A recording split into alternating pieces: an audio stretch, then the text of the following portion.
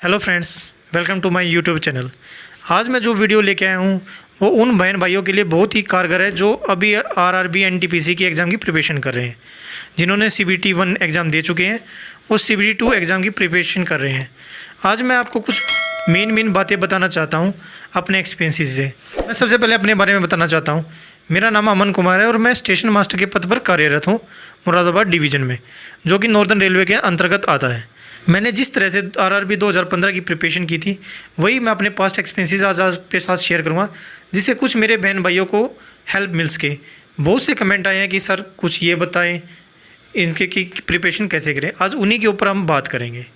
जैसे बहनों और भाइयों, आप सभी जानते हैं कि आपके एग्ज़ाम प्री एग्ज़ाम हो चुका है। जो आपका CBT 1 था अभी उसकी की आई नहीं है, अब जल्द ही उसकी की आने वाली है। उसके बाद आपका रिजल्ट आ जाएगा और आपको टाइम मिलेगा CBT 2 एग्ज़ाम के लिए। तो उस टाइम में आप क्या पढ़ें जिससे आपका CBT 2 एग्ज़ाम क्लियर हो सके। तो जैसे आप सभी जानते हैं कि आपका सिलेबस में 3 ही सब्जेक्ट हैं। जो पहला है एप्टीट्यूड, जिसको हम मैथ्स बोलते हैं। दूसरा आपका सब्जेक्ट आता है रीजनिंग और तीसरा आता है आपका जनरल अवेयरनेस। ये 3 ही सब्जेक्ट है जिसमें जो आपके एग्ज़ाम में आएंगे। जो मेन पोर्शन है वो जो ज़्यादा वेटेज का है वो है GA, जो आपका 50% मार्क्स से ज़्यादा का आता है, और रीजनिंग और मैथ 50% का होता है। जैसे आप सभी जानते हैं आपका CBT 1 हुआ था वो 100 मार्क्स का होता, लेकिन जो CBT 2 एग्ज़ाम होगा वो 120 मार्क्स का होगा, जिसमें आपके 50-60% मार्क्स 60 मार्क्स जो आएंगे वो GS से आएंगे और 30-35 मैथ और रीजनिंग से आएंगे। तो ये इसका वेटेज रहता है। कोई एग्जैक्ट फार्मूला नहीं है कि इतने ही आएंगे, ये होता है इतना, जो हमारे टाइम में भी हुआ था। तो अब उसका है कि आप प्रिपरेशन कैसे करें इसकी। तो फ्रेंड्स, सबसे पहले हम बात करेंगे मैथ्स की कि मैथ्स कैसे प्रिपेयर किया जाए। मैथ एक ऐसा सब्जेक्ट है जिसमें अगर आपको क्वेश्चन आपका सोल्व हो गया तो 100% ठीक होगा ही होगा, और ये सबसे ज़्यादा स्कोरिंग मार्क्स मैथ के ही आते हैं। आप मैथ कैसे सोल्व करें उसके ऊपर आते हैं। जैसे अभी आपके पास टाइम है तो आप पहले ये चेक कीजिए कि आप किस पोर्शन में, आप मैथ के किस पोर्शन में आप कमज़ोर हैं। इस टाइम का पूरा अच्छी तरह यूटिलाइज़ किया और वो पोर्शन आप अच्छी तरह कवर कीजिए। जैसे आपने कोई टॉपिक कवर कर लिया तो उसके बाद आप उसका क्वेश्चन बैंक उठाएं और सारे क्वेश्चन करें उससे। अब जैसे आपने क्वेश्चन बैंक और उसमें 200 क्वेश्चन है, आपने क्वेश्चन सोल्व स्टार्ट किया, उसमें आपको 50 क्वेश्चन पे डाउट हुआ, आपके 150 क्वेश्चन हो गए लेकिन 50 क्वेश्चन में आपकी प्रॉब्लम आई है, तो आप उसके आगे एक डॉट लगा लीजिए 50 क्वेश्चन के। फिर पीछे जाके सॉल्यूशन में उसको देखिए कैसे हुआ है, आपको पता चल जाएगा। नेक्स्ट टाइम जब आप उस टॉपिक को करेंगे तो 150 क्वेश्चन करने की कोई ज़रूरत नहीं है, वही 50 क्वेश्चन आपको दोबारा करने हैं। उन 50 क्वेश्चन में आप करते करते आप फिर आपको बाई चांस 15 क्वेश्चन ऐसे हो गए जो आपसे नहीं बने, तो आप उस क्वेश्चन के आगे डबल डॉट लगा लीजिए। और जब आप नेक्स्ट टाइम आएंगे तो आपको सिर्फ वो 15 क्वेश्चन करने हैं। ये एक स्ट्रैटेजी होती है जिसमें आपको टाइम वेस्ट नहीं करना है कि पूरे 200 क्वेश्चन बार बार करें। आप दोबारा जब आएंगे तो सिर्फ टाइम लगाएंगे उसी क्वेश्चन पे जिस पे आप अटक रहे थे। ये इसी तरह आपको हर टॉपिक को पढ़ के क्वेश्चन बैंक से उसके क्वेश्चन करने हैं, और हार्ड क्वेश्चन पे आगे आपको कोई भी अपना मार्क लगा ले, कोई डॉट लगाए या कोई राइट सिग्नल लगा ले, कुछ भी। तो ऐसा करना होता है मैथ का। उसके बाद आती है रीजनिंग की। सेम स्ट्रेटेजी आपको रीजनिंग में भी करनी है कि जो आपने टॉपिक किया है उसके क्वेश्चन बैंक से क्वेश्चन जाए, हार्ड क्वेश्चन पे निशान लगाए और बाद में वही क्वेश्चन करें। रीजनिंग में एक और स्ट्रेटेजी होती है, जैसे आप कोई भी क्वेश्चन बैंक की बुक ले आइए, 50 टेस्ट, जैसे मॉक टेस्ट आते हैं ऑफलाइन, बुक ले आइए, कोई भी पैरामाउंट की आती है, उसमें 50 टेस्ट होंगे। रोज़ एक टेस्ट लगाएं टाइम लगा के, अलार्म में घड़ी में टाइम लगाए फिक्स, जैसे 30 मिनट में 30 क्वेश्चन करने हैं मुझे, तो टाइम लगाएं। उसके बाद आप क्वेश्चन करना शुरू कीजिए। जो आपका पहले दिन स्कोर आया और 50वें दिन जो आपका स्कोर आएगा उसमें दिन रात का अंतर होगा, अगर आप रोज़ का एक टेस्ट भी लगाते हैं रीजनिंग में। तो ये बहुत ही अच्छी टेक्निक है जिससे आप रीजनिंग अच्छी तरह कर सकेंगे। मैथ्स के लिए कौन सी बुक लें? जैसे मार्केट में बहुत सारी बुक्स हैं, लेकिन जैसे आप रेलवे के अकॉर्डिंग आपको 3 बुक मार्केट में अभी बहुत अच्छी हैं।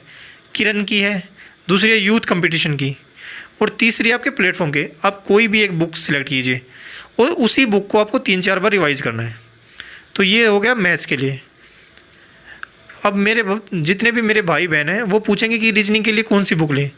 रीजनिंग में भी वही सेम 3 है, आप किरण की लें, प्लेटफॉर्म की लें या यूथ कंपटीशन के लिए, कोई भी बुक लें, लेकिन बुक आपको एक ही लेनी है और उसी को बार बार पढ़ना है। जितनी बार पढ़ोगे उसी बुक को पढ़ोगे, कम से कम 5 या 6 बार उसको रिवाइज़ करना ज़रूरी है एग्ज़ाम तक। अब मेन पोर्शन आता है GS का। GS कैसे पढ़े, मतलब जैसे जनरल अवेयरनेस है, उसमें 3 पोर्शन हो गए। एक होता है जनरल साइंस, एक होता है स्टैटिक GK और एक होता है GK। तो अब इसको कैसे करें? तो अब मेरे दो भाइयों के ना क्वेश्चन होते हैं कि हम जीएस कहाँ से पढ़ें। तो जीएस के लिए सबसे अच्छी बुक है लूसेंट की, वो या स्टैटिक जीके हो या खाली जीके हो या जनरल साइंस हो, सबके लिए लूसेंट है। अब लूसेंट से पढ़े और क्वेश्चन बैंक उठाइए, वो किरण का हो या किसी का भी, वही स्ट्रेटेजी आप एक बार लूसेंट से उसके सारे कंसेप्ट को क्लियर कीजिए, अपनी पूरी थ्योरेटिकल प्रोसेस को कंप्लीट कीजिए, फिर उसके बाद क्वेश्चन लगाइए। आपको पता चल जाएगा कि आपको जो आपने पढ़ा है वो कितना काम आया है।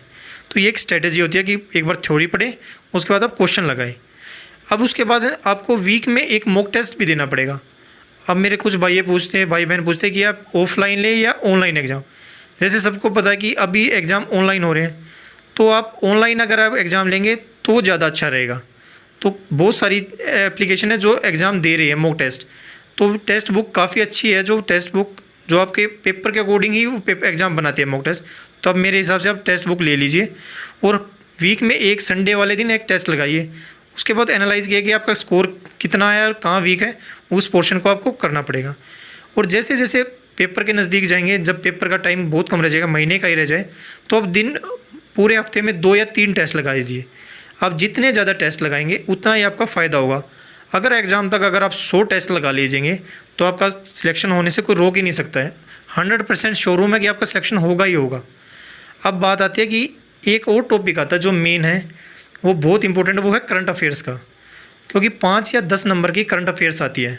अब बच्चे पूछते हैं कि करंट अफेयर्स कहाँ से पढ़े डेली, तो आएगा कहाँ से। जैसे आपने एग्ज़ाम 2019 में फिल किया था, तो 2019 से ही करंट अफेयर्स शुरू हो जाती है। तो अब पूछते कि 2019 से तो बहुत ज़्यादा हो जाएगी करंट अफेयर्स, इतना कैसे पढ़ें। तो आपको सारा करंट अफेयर 2019 का नहीं पढ़ना, मेन इवेंट जो 2019 में हुए थे वो ही आपको याद करने हैं। उसमें कुछ भी स्पोर्ट्स इवेंट हुए हों, मूवीज़ से रिलेटेड कोई इवेंट हुए हैं, ऑस्कर अवार्ड से या नोबेल प्राइज़, जो सबसे मेन है वो नोबेल प्राइज़ और स्पोर्ट्स से रिलेटेड ही होता है। आपको उनको हर साल का पढ़ना है।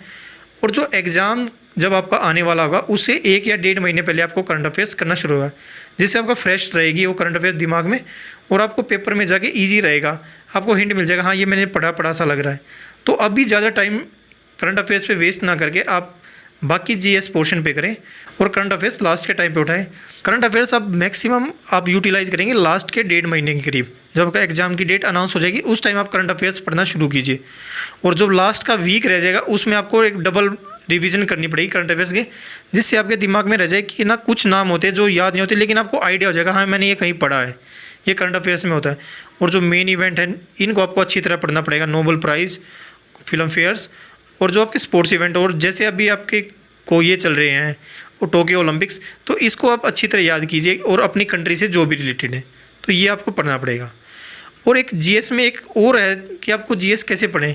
जैसे कोई भी आप स्टैटिक जी के पढ़ रहे हो या कोई भी जीएस का पोर्शन पढ़ रहे हो तो एक शॉर्ट हैंड नोट्स बना सकते हैं अपने। जब आप पेपर से पहले जब उसको देखेंगे शॉर्ट हैंड्स को तो आपको याद आ जाएंगी सारी चीज़ें, अच्छी तरह रिकॉल कर जाओ। वो सारा चैप्टर दोबारा पढ़ने की जरूरत नहीं, वो शॉर्ट हैंड से भी पढ़ सकते हैं। ये कुछ छोटी छोटी टेक्निक होती है कि आप कैसे करें। जैसे फ्रेंड्स ये मेरा फर्स्ट वीडियो है, आपको इसके बारे में आप मुझे कमेंट्स में बताइए कि मैं और किस टॉपिक पे आपकी बताऊं। आप जो बताएंगे मैं उसी के टॉपिक पे एक वीडियो बना दूंगा। मैं चाहता हूं जैसे मेरा सिलेक्शन हो, अब मेरे बहन भाई सबका ही सिलेक्शन हो, तो यही मेरी तरफ से आपको है। और hopes for the best, exam की अच्छी तरह प्रिपरेशन करें। जय हिंद।